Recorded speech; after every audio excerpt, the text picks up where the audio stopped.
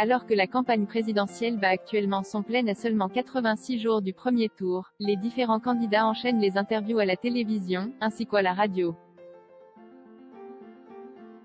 C'est notamment le cas d'Éric Zemmour, qui a répondu aux questions de Caroline Roux jeudi 13 janvier 2022, dans Télématin sur France 2.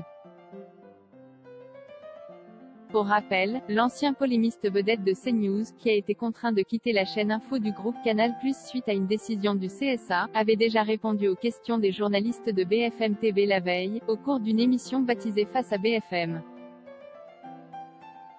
De plus, Éric Zemmour retrouvera une nouvelle fois Caroline Roux, mais sur France 5 cette fois-ci.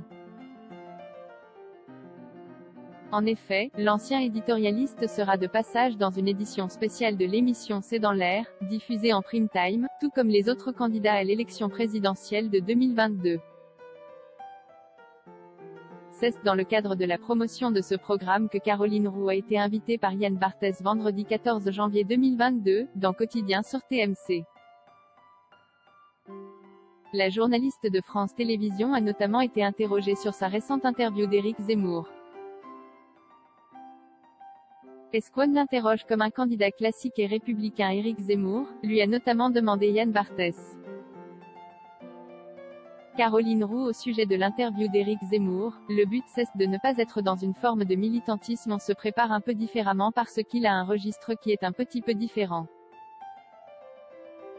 Que ce soit Éric Zemmour, ou bien à l'époque Jean-Marie Le Pen, et puis maintenant Marine Le Pen, j'ai pris l'habitude de les faire assez à plat, a expliqué la journaliste avant d'être coupée par le présentateur. C'est quoi à plat, a voulu savoir Yann Barthès. Ça veut dire ne surtout pas aller sur leur terrain.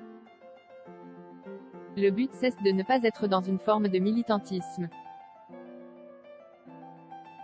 Je ne sais pas si j'y arrive, mais en tout cas, c'est un peu la règle que je me suis fixée, a souligné Caroline Roux, avant de préciser qu'elle n'avait jamais rencontré Éric Zemmour avant de l'interviewer jeudi 13 janvier 2022 sur France 2.